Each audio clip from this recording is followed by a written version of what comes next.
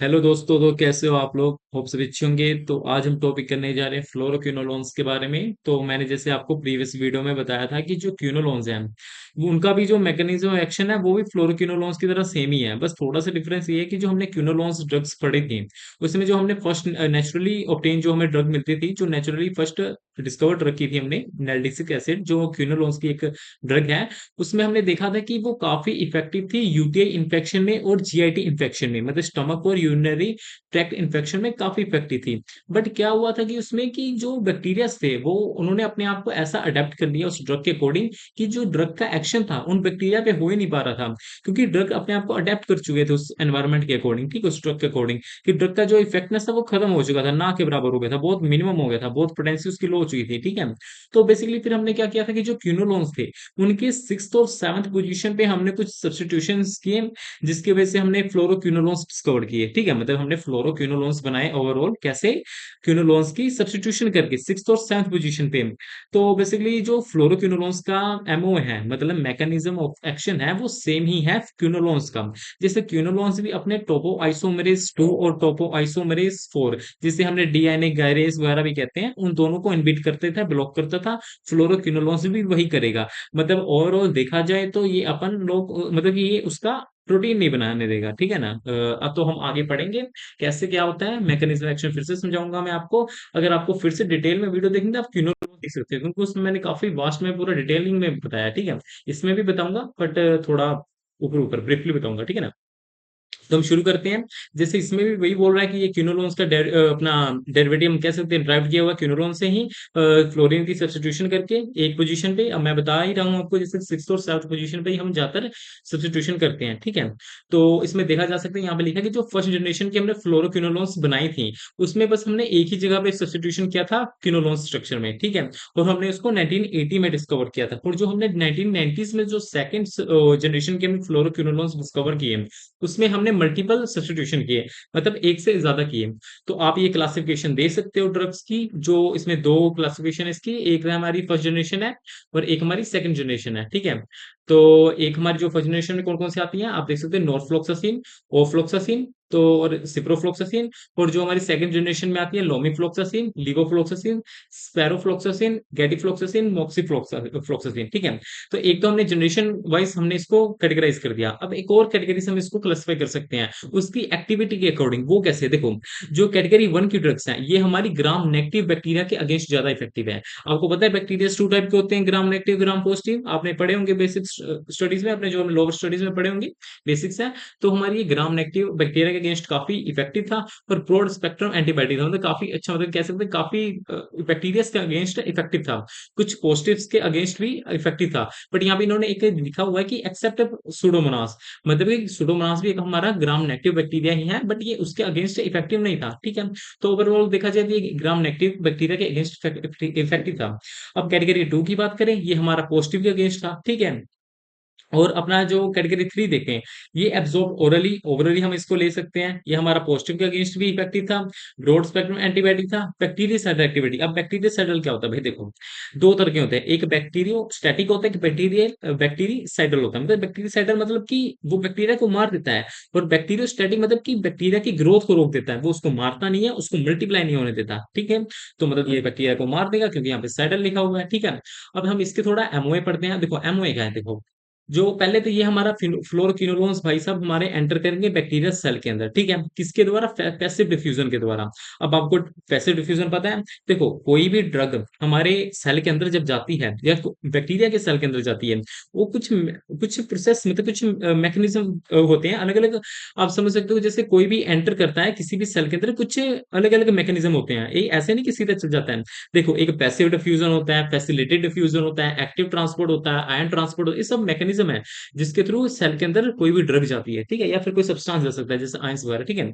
तो बेसिकली ये passive diffusion के अकॉर्डिंग, पैसिव डिफ्यूजन के थ्रू जाता है, ठीक है। ये हमारा बाइंड करेगा दो एंजाइम पे, डीएनए गायरेज जिसको अपन टोपो आइसोमरेज 2 भी कहते हैं, और टोपो आइसोमरेज 2 को 4, ठीक है, इन दोनों पे एक्ट करेगा। और क्या करेगा, देखो मैं इसको आगे बताऊंगा डिटेल में, चिंता मत करो। Inhibition of enzyme, fluoroquinolones stabilize the DNA enzyme complex by binding to enzyme DNA complex. They prevent religation of DNA strand। देखो बोला क्या होता है, जब डीएनए बनता है ना बैक्टीरिया का, तो आपको पता है डीएनए क्या होता है? डबल हेलिक्स स्ट्रक्चर होता है, मतलब कि उसमें दो हेलिक्स स्ट्रक्चर होते हैं, ठीक है? आपने देखा ही होगा डीएनए का स्ट्रक्चर, ठीक है? तो जब वो आपने देखा होगा उसके बीच में ना कुछ अपने बीच बीच में बट टाइप का टाइटनेस, मतलब टाइटनेस नहीं बोल सकते उसको, आपने आपको मैं स्ट्रक्चर ड्रॉ करके दिखाता हूँ, देखो मेरे को ऐसे देखो, ये अपना ऐसे होता है ना डीएनए का स्ट्रक्चर। क्लियर नहीं बन रहा, कोई ना, ट्राई करता हूँ मैं। देखो ये ऐसा होता है डीएनए का स्ट्रक्चर, आपने देखा होगा, ठीक है? देखो जो अपना, आप इतना ही समझो, यहाँ पे समझो, जो ये पॉइंट है ना, ऐसे ये पॉइंट हो गया और एक ये पॉइंट हो गया, ये ऐसे बहुत लंबी चेन होती है, आपने देखा ही होगा, एक हमारी 5:3 होती है, 3:5 होती है, आपने अगर देखा हो डीएनए का स्ट्रक्चर। तो बेसिकली क्या होता है कि जो बैक्टीरिया डीएनए में ना सी डीएनए होता है, बैक्टीरिया के अंदर सी डीएनए होता है, हमेशा याद रखिएगा, उसके अंदर सी डीएनए होता है बैक्टीरिया के अंदर। तो क्या होता है कि जब ये चेन बनती है ना डीएनए की, ये डबल हेलिक्स स्ट्रक्चर बनता है, तो ये वाला पॉइंट होता है ना, जैसे ये वाला एक पॉइंट हो गया है, एक ये पॉइंट हो गया, इसमें कुछ ऐसे पॉइंट्स होते हैं कि उसमें बहुत सारी टाइटनेस होती है, ट्विस्टिंग होती है, जिसकी वजह से डीएनए ऊपर मतलब आगे नहीं बढ़ पाता। अब कोई भी आप समझो, कोई भी रस्सी खींच रहा है, अगर आपने उसके बीच में गांठ बांध दी तो रस्सी नहीं खींची जाएगी। तो बेसिकली इतना समझो कि इसके बीच में कोई गांठ टाइप का बच जाता है, इन दोनों बीच ऐसे इसी पॉइंट पे गांठ बन जाते हैं अपने डीएनए के अंदर बैक्टीरिया के, जिसकी वजह से इसकी एलोंगेशन नहीं हो पाती है। तो बेसिकली जो डीएनए गायरेस है, आप ध्यान से सुनिए, जो ये डीएनए गायरेस भाई हैं, ये क्या करेंगे, जो गांठ बजा होगा जिस पॉइंट पे ट्विस्टिंग, मतलब कह सकते हैं ट्विस्टिंग हुई होगी, उस पॉइंट को ये काट देगा। और देखो इस पॉइंट पे भला क्या करेगा, देखो आपको मैं फिर से बनाता हूँ एक, देखो समझ लो इस पॉइंट पे हमारे गांठ थी, इस पॉइंट पे उसने क्या करना है, इस पॉइंट को ऐसे से इसने हटा दिया इस पॉइंट को, ठीक है? और एक इस पॉइंट पे गांठ थी, ठीक है, इन दोनों को हटा दिया और इसको पूरा रिमूव कर देगा, ये रिमूव कर दिया इसको, ठीक है? अब क्या करेगा, रिमूव करने के बाद क्या करेगा, इसको अगेन ज्वाइन कर देगा इसको, देखो जिस पॉइंट पे गांठ था उसको रिमूव करके इसने फिर से इसको ज्वाइन कर दिया, ठीक है? ये फिर से ज्वाइन कर दिया इसको, ठीक है? जिससे क्या हुआ, डीएनए में जो ट्विस्टिंग थी वो रिमूव होगी और डीएनए फिर से अपना एलोंगेट हो सकता है, मतलब कि फिर से डीएनए की लेंथ बढ़ सकती है। इतना आप समझ लो, इतना ऐसा होता है, मैं अच्छा से बना नहीं है स्ट्रक्चर, ठीक है? तो बेसिकली क्या होता है, जहां पे ट्विस्टिंग हुई होती है, इस पॉइंट पे ट्विस्टिंग हुई होती है, उसको कट करके और उससे रिमूव कर देता है उस ट्विस्टिंग पार्ट को, और फिर से ज्वाइन कर देता है डीएनए को, और ट्विस्ट पार्ट को रिमूव कर देता है डीएनए का रेस, जिसकी वजह से डीएनए जो बैक्टीरिया का वो फिर से लंबा, मतलब कि एलोंगेशन, मतलब उसकी चेन बढ़ती रहती है, ठीक है? तो ट्विस्टिंग की वजह से रुक गई होती है, ठीक है? तो बेसिकली ये करता है। अब देखो, अब ये बोल रहा है डीएनए का रेस का तो आपका रोल पता लग गया, अब तो आइसोमेरेस 4 का क्या रोल है, देखो। अब देखो आपको पता है माइटोसिस, आपको पता है 1 से 2, 2 से 1। तो बेसिल क्या होता है, जो टोपो आइसोमरेज होता है, ये ना डॉटर सेल्स को अलग करने में हेल्प करता है। जैसे ये हमारा, ये एक, समझो इसके अंदर ये हमारे दो बन गए हैं डॉटर सेल। आप इतना डीप में नहीं जाना आपको, आपको मैं इतना ऊपर भी समझाता हूँ। जैसे आपके दो बन गए डॉटर सेल, ठीक है? ये अपना एक हो गया, ये अपना दूसरा हो गया डॉटर सेल, ठीक है? अब ये क्या करेगा, अब ये जो टोपोइसोमरेज 4 है, इन दोनों डॉटर सेल्स को अलग करेगा। फिर ये एक जो डॉटर सेल है, ये आगे अलग अलग दूसरा डॉटर सेल बनाएगा। ये जो दूसरा है फिर आगे दूसरा डॉटर सेल बनाएगा। ये अब इसको रिमूव करके ये अपना ऐसे एक बना दिया इसने, ठीक है? अब इसने दूसरा बना दिया, ठीक है, एक और दो हो गया। अब ये फिर है, ये फिर आगे चेन में जाके फिर ये एक और ऐसे ही बन जाएगा, ठीक है? फिर ऐसे बनेगा, फिर ऐसे प्रोसेस चलता रहेगा दोनों का, फिर ये सेपरेट होगा, ऐसे मल्टीप्लाई करते हैं बैक्टीरिया। तो बेसिकली आपको इतना डिटेल में नहीं जाना, आपको बस इतना रखना है कि अपना टोपो आइसोमरेज 2 और टोपो आइसोमरेज 4 को इनबिट कर देता है सिंपली, ठीक है? जिसके वजह से क्या होता है, अब देखो आगे क्या होता है। इनबिशन ऑफ दिस एंजाइम, ये एंजाइम है, ठीक है ना? Fluoroquinolones stabilize the DNA enzyme complex by binding to enzyme DNA complex. This prevents the religation of DNA strand. मतलब कि ये religation मतलब आपको पता क्या होता है, ज्वाइंट होना। religation मतलब कि ज्वाइंट होने नहीं देगा, मतलब डीएनए गैरेज इसको कट तो कर देगा पर इसको ज्वाइंट नहीं होने देगा। मतलब कि ये उसने डीएनए गैरेज को पहले बोला कि तो कट कर दे, जैसे कट हो गया अब डीएनए गैरेज को ज्वाइंट नहीं कर देगा, मतलब इससे क्या होगा, यहाँ पे कट ही रह जाएगा, जैसे यहाँ पे हमें देख सकते हो। जिससे क्या होगा अपना, ये यहाँ पे रुको रुको। अब यहाँ पे क्या हुआ, यहाँ पे कट ही हो गया, यहाँ पे इस पॉइंट पे कट हो गया, ठीक है? जिसकी वजह से जॉइंट हो ही नहीं पाया। तो डीएनए गैरेज को उसने इनहिबिट कर दिया था, जिसकी वजह से यहाँ पे जॉइंट ही नहीं हो पाया, ठीक है? अब यहाँ पे देख सकते हो, ये आधा अधूरा ही रहेगा काम, ठीक है? डीएनए वायरस को उसका पूरा काम ही नहीं करने दिया, सिंपली इतना समझो, ठीक है? जिसकी वजह से अपना आगे नहीं बढ़ पाएगा। अगर by chance DNA virus fail हो, अपना डीएनए वायरस पे फेल हो जाता है, फ्लोरोक्विनोन्स जो अपना फ्लोरोक्विनोलोन्स है वो फेल हो जाता है डीएनए वायरस को रोकने के लिए, तो फिर क्या करेगा, और अपना टोपो आइसोमरेज 4 को रोक देगा, जिसकी वजह से डॉटर सेलिनी अपने आगे सेपरेट होंगे, ठीक है? जिसकी वजह से आगे चेन ही नहीं बढ़ेगी, ठीक है? बहुत सारे होते हैं, आपको बेसिकली इतना रखना है कि टोपो आइसोमरेज और टोपो आइसोमरेज 2 और 4 को ये इनबिट कर देता है, ठीक है? तो अब इसकी वजह से क्या होगा, इन बिट डीएनए रेप्लिकेशन, रेप्लिकेशन नहीं होगी, रेप्लिकेशन नहीं होगी, ट्रांसक्रिप्शन नहीं होगी। आपको पता है ट्रांसक्रिप्शन क्या होता है? ट्रांसक्रिप्शन हमारा प्रोसेस है जिससे डीएनए से आरएनए बनता है।